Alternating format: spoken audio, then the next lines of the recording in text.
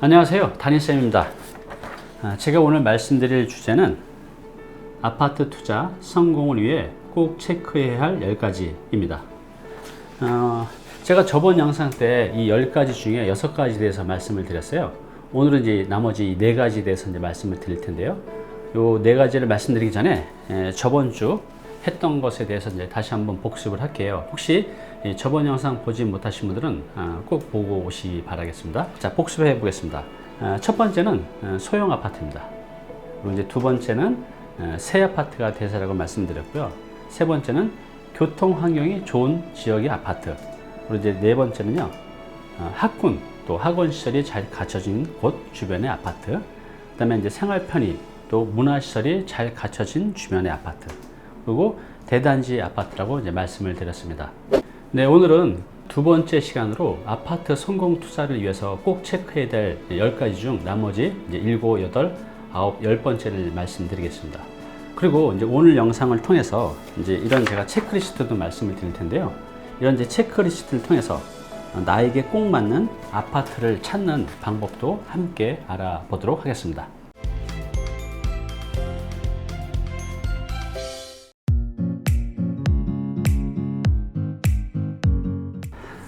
이제 여기 보시면 주택산업연구원에서 2016년도에 앞으로 10년 주거 트렌드, 메가 트렌드 이제 10가지를 이제 발표한 적이 있는데요. 이제 그 중에 이제 5번째입니다. 주거 환경의 가치가 자연주의, 이 숲세권으로 바뀐다는 거죠.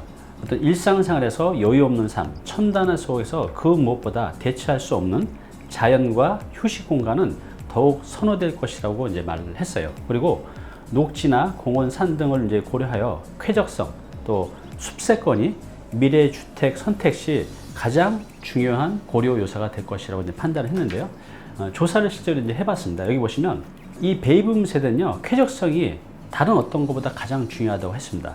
여기 보시면 그래서 생활 편의시설, 교육 환경, 교통 편리성, 뭐 지주 근접 그 어느 것보다도 이 베이비부머 세대는요, 이 주거 쾌적성을 가장 중요한 요소로 꼽았습니다. 그리고 전체 세대를 다 통계를 봐도 쾌적성이 이 교통 환경보다도 오히려 더 높은 것으로 이제 나타나고 있죠.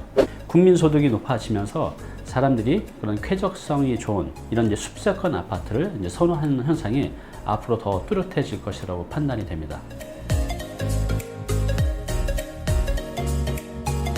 여기는 이제 국민은행 경영정보 리포트 자료에서 나왔던 자료인데요.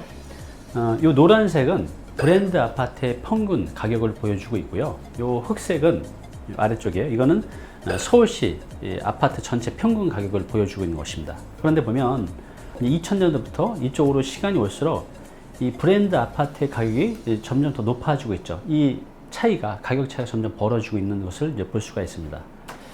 이런 이제 원인이 뭐냐면 이 브랜드 아파트에 가지는 우수한 품질, 또 기능, 또 대기업들이 이런 선전을 많이 하잖아요. 그러면서 어떤 브랜드에 대한 이미지가 또 선호도가 좋아지면서 이 소비자에게 브랜드 아파트의 이제 가격이 더 좋게 이미지화 돼서 그렇지 않은 아파트하고 이제 가격 차이가 이제 발생하는 그런 이제 추이를 보여주고 있습니다. 이런 아파트들이 뭐가 있죠? 브랜드 아파트가 이제 힐스테이트, 뭐 레미안, 이편한 세상, 푸르지오, 자이, 더샵. 사람들이 이제는 이제 본능적으로 이런 브랜드 아파트를 찾는 이런 이제 경향들이 앞으로 더 심화될 것이라고 판단이 됩니다.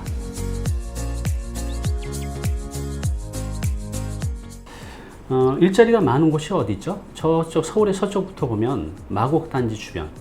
마곡은 이제 강서구에 포함이 돼 있잖아요.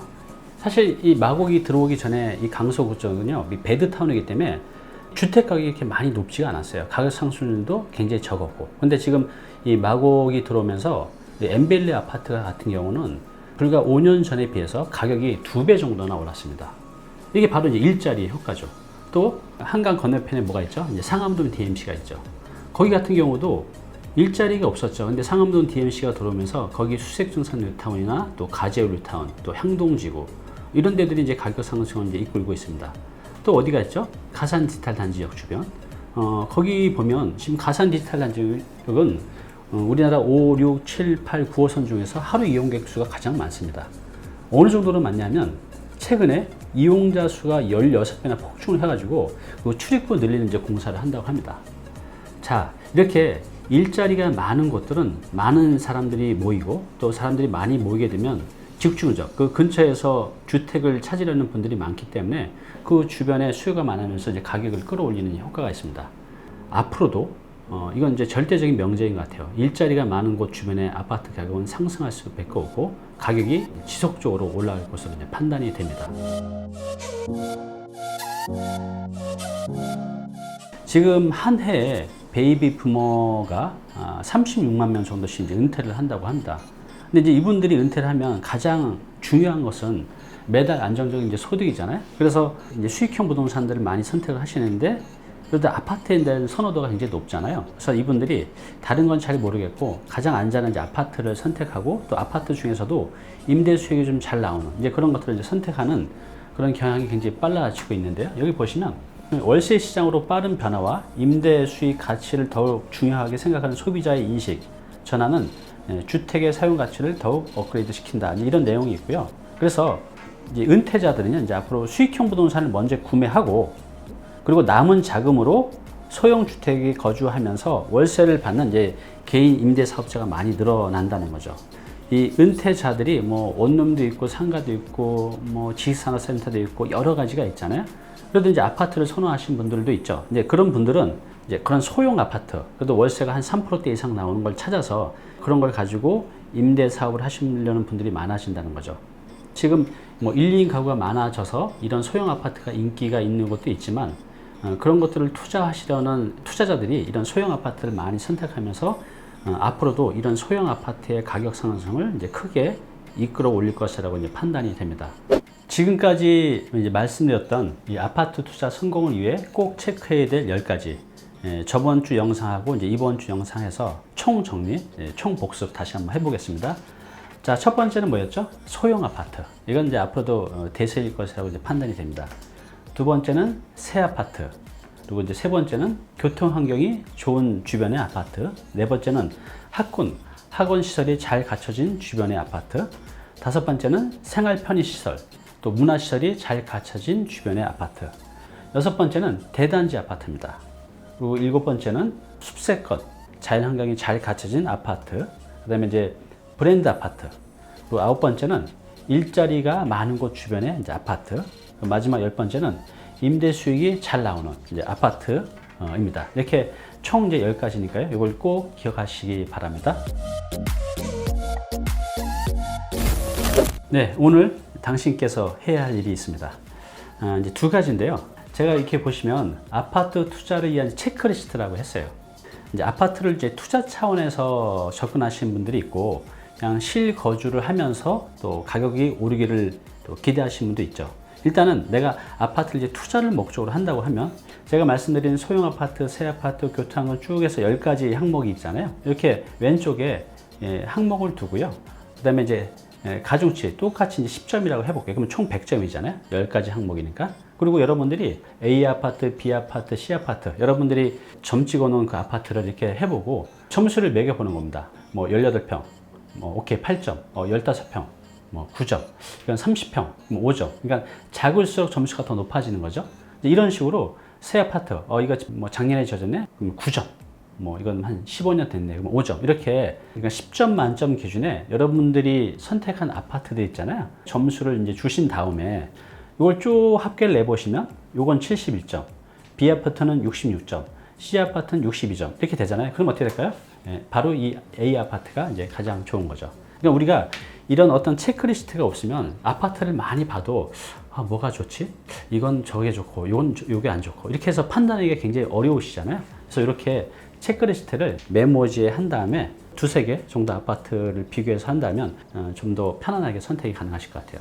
자, 그리고 이 두 번째는 뭐냐면요. 내가 거주도 하면서 또 투자도 선택하시는 분들은 이제 이런 표를 만드시면 좋을 것 같아요. 아까 먼저 번에서는 뭐였죠? 요 가중치가 다 10점씩 똑같았어요. 근데 이거는 다 다르죠. 왜냐면 나는 교통 환경이 가장 중요해. 이제 15점을 주고 작은 아파트는 가족이 5명이기 때문에 어쩔 수가 없이 나는 30평대 이상을 해야 돼. 그러면 이제 이거는 그렇게 중요한 거 아니죠. 이 소형 아파트는. 나는 또 이제 은퇴도 했고 했으니 직주근접이냐 교통환경 좋은 것보다는 자연환경이 잘 갖춰진 이 숲세권이 중요해. 그럼 이제 15점을 주고 개인별로 다 다르시잖아요. 나한테 중요한 것들이. 여러분들에게 중요도 별로 이렇게 쭉 한번 나열을 해보십시오. 이것도 다 합치면 이제 100점이 되거든요. 그 다음에 여러분들이 고르시는 아파트가 있으실 거예요. 이 기준에 맞게 또 점수를 다 매기는 겁니다. 자, 그래서 이제 결국은 점수를 내보면 이 아파트 가장 좋다. 이제 이렇게 판단이 되겠죠. 판단을 할 때, 또 결정을 할 때 이런 체크리스트가 없으면 굉장히 감정적으로 또 즉흥적으로 선택을 해서 좀 잘못된 선택을 하실 수가 있거든요.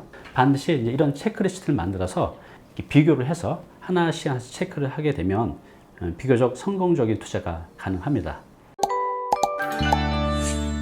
네, 제가 지금까지 아파트 투자 성공을 위해서 10가지에 대해서 저번 영상과 또 오늘까지 말씀을 드렸어요.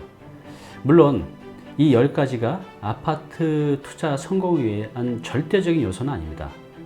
이거 말고도 이제 다양한 변수들이 있죠.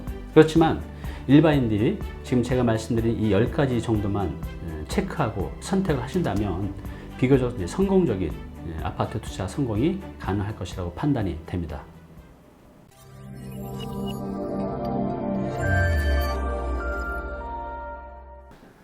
네, 오늘 정보 도움이 좀 되셨나요? 앞으로 이런 정보 계속 받아보실 분은요, 여기 구독 부탁드리고요. 그 다음에 오른쪽은 제가 추천하는 영상입니다. 꼭 한번 보시기 바랍니다.